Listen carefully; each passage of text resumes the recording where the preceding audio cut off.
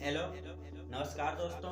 स्वागत है आपका आपके अपने YouTube channel all India primary health care में। अगर आप एक मेडिकल स्टूडेंट हैं या आप एक एलोपैथ के प्रैक्टिशनर हैं तो ये वीडियो ही क्या, ये चैनल आपके लिए बहुत ही उपयोगी होने वाला है, क्योंकि यहाँ पर हम मानव के समस्त रोगों के बारे में सूचीबद्ध तरीके से जानकारी लाते रहते हैं। यहाँ पर हम सीखते हैं किसी भी रोग, उसके कारण, उसके लक्षण और उसके एलोपैथिक इलाज के बारे में। तो इसलिए आप हमसे जुड़े रहने के लिए चैनल को सब्सक्राइब करें, वीडियो को लाइक करें और वीडियो देखने के बाद कमेंट करके बताएं ये जानकारी आपको कैसी लगी।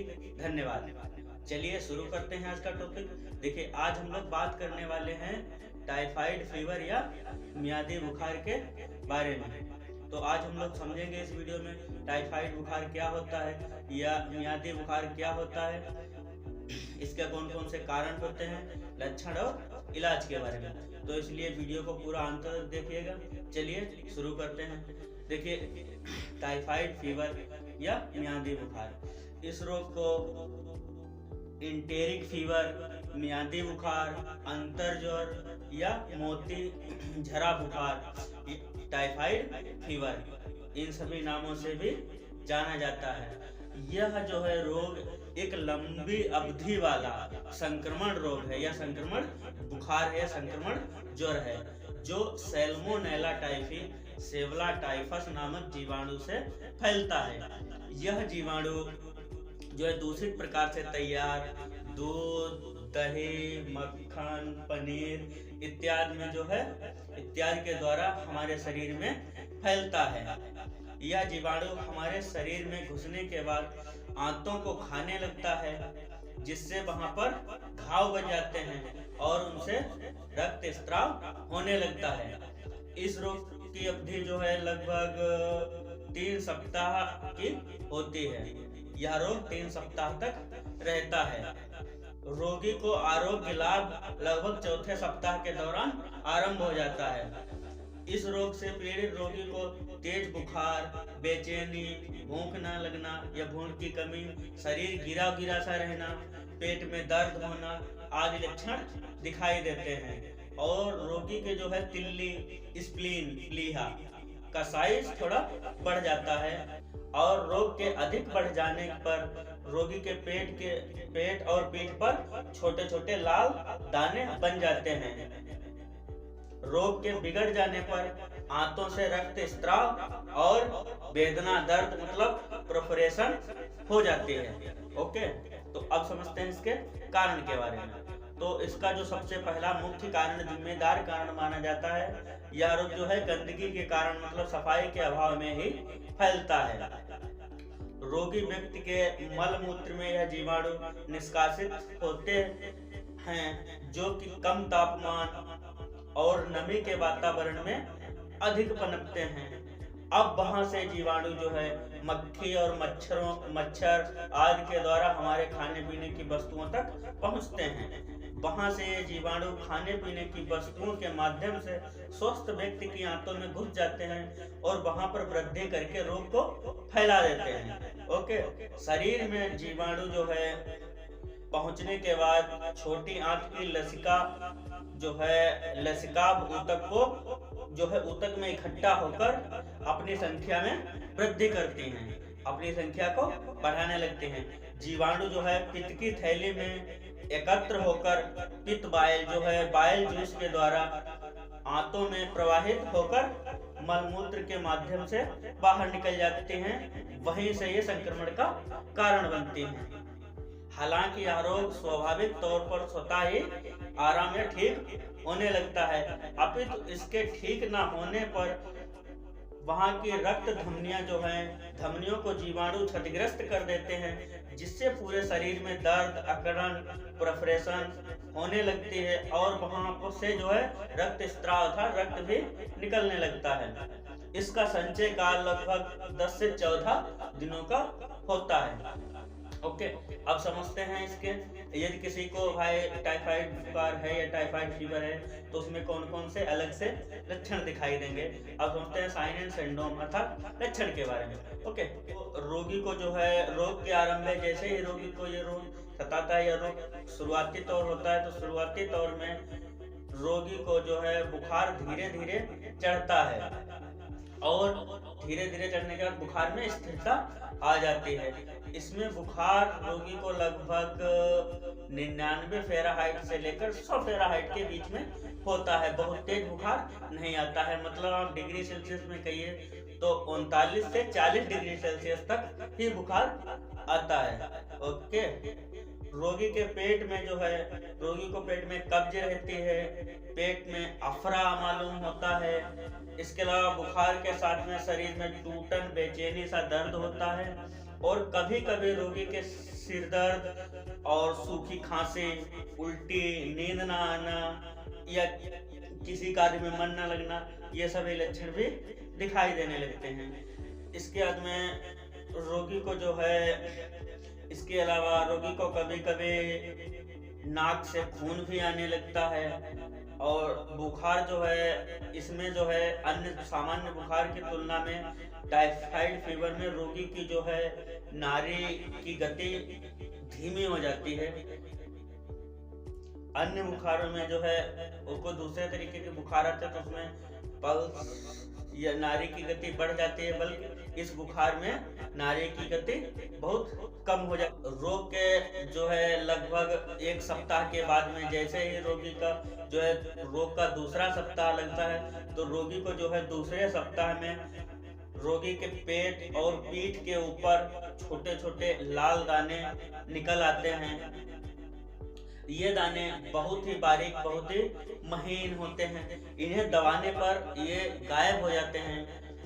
सामान्यतः गोरे लोगों में ये दाने आसानी से देखे जा सकते हैं, परंतु हम भारतीय लोगों में ये दाने देखना थोड़ा मुश्किल होता है। हम भारतीयों में ये नहीं मालूम पड़ता है, गोरे लोगों में ये सामान्य दाने दिख जाते हैं। अगर इनको दबाओगे तो ये दाने गायब हो जाएंगे। इस अवस्था के आते आते रोगी को बेचैनी, आलस, सुस्ती, पेट फूलना, जीभ शुष्क हो जाना, सूखी खांसी का कष्ट भी होने लगता है। अब रोग के तीसरे सप्ताह शुरू होते ही रोगी के शरीर में विषाक्तता, टॉक्सिन बढ़ जाता है। टॉक्सिन मतलब हम कहिए टॉक्सिन एक तरीके सा इन्फेक्शन टाइप, मतलब एक टॉक्सिन बढ़ जाता है जिसमें जो है रोगी को उल्टी या मल के साथ में खून भी निकल सकता है। इसमें रोगी के पेट में हल्का सा या फिर तेज दर्द बना रहता है। इस अवस्था में कभी कभी रोगी को मूर्छा भी आ जाती है और मूर्छा की अवस्था में कभी कभी रोगी की मृत्यु भी हो सकती है। रोग के चौथे सप्ताह आरंभ होते ही रोगी की आंतों में जो घाव हुए थे वो स्वतः ही भरने लगते हैं, जिसमें रोगी की अवस्था में धीरे धीरे जो है सुधार आने लगता है। बुखार भी कम हो जाता है और बुखार कम होते ही धीरे धीरे साथ में भूख भी लगने लगती है, पेट व अफरा भी कम हो जाता है और जीभ भी साफ हो जाती है। ओके, अब समझते हैं रोग की चिकित्सा के बारे में। तो चिकित्सा में रोगी को जो है सबसे पहले विशेषकर साफ सफाई का ध्यान रखेंगे। तो रोगी का जो है मुंह को साफ स्वच्छ जल से साफ करें और प्रतिदिन गर्म पानी से रोगी के शरीर पर पोंछा करके साफ सुथरे कपड़े पहनाएं। रोगी को जो है पर्याप्त मात्रा में संतुलित आहार भोजन दें, जिसमें उचित मात्रा में प्रोटीन, कार्बोहाइड्रेट और विटामिन हो। इसके अलावा रोगी को इलेक्ट्रोल पाउडर दें, जिससे कि इलेक्ट्रोलाइट का बैलेंस बना रहे। इसके अलावा रोगी को जो है तरल पदार्थ अधिक मात्रा में दें, जिससे जैसे कि आपका नारियल पानी, मौसमी का जूस या पतला ताजा दही, चाय या दाल का पानी, मूंग की दाल की खिचड़ी, और जो है दूध में हॉर्लिक्स या आपका बोनवीटा या GRD पाउडर, ये कोई भी दिया जा सकता है। इसके अलावा जल को उबालकर ठंडा कर लें, उसमें ग्लूकोज और हल्का नमक मिलाकर दिन में 2 से 3 लीटर तक देना चाहिए। रोगी के पेट में कब्ज ना रहने दें। यदि रोगी को कब्ज रही हो तो गर्म दूध में बीज रहित मुनक्का खौला दें। खौलाने के बाद मुनक्का खिला दें और ऊपर से वही गर्म दूध पिला दें। इससे जो है रोगी का कब्ज ठीक हो जाएगा। आंतों में सूजन के कारण जो है रोगी को सादा पौष्टिक भोजन दें।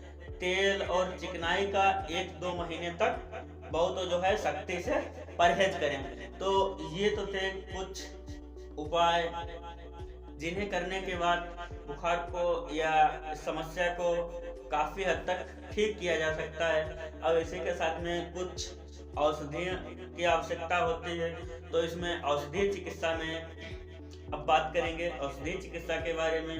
तो औषधीय चिकित्सा में देखिए, सबसे पहले हम लोग बुखार को कम करने के लिए